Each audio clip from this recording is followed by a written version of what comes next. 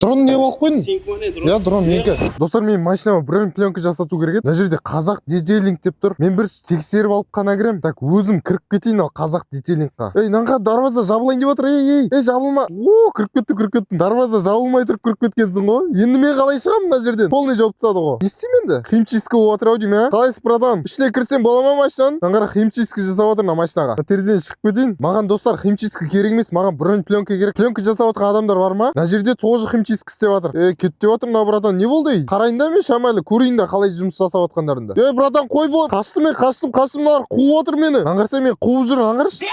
Братан, ұстама. Мен есік ашып жіберсеңші, шығып кетейін да. Наңғара күрекпен жүгіріп жатыр. Братан, қойсай. Міне наңғара мына жерде бренд пленка жасатып жатыр. Братан, маған осындай пленка керек қой. Дрон түсіп кетті ма жерге, не болып жатыр? Аңғара ұстап алды дронды, ё-моё. Қазір мен барып сөйлесейші, мен кеттім, ё-моё. Осы жер ма? Қалып қоймасын дрон. Братан, балғылама, қойса, братан, не қылып қойдың? Нені?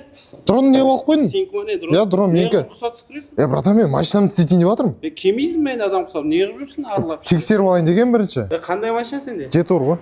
Кіргізсе онда. Братан, жетурды кеше ғана салоннан алдым. Маған бренд пленкамен поликтарын әдемілеп жасап берші. Болды, жасаймыз ғой. Қазақ детейлингті барлығы мақтап жатыр. Сіздерге сеніп тұрмын енді. Болды.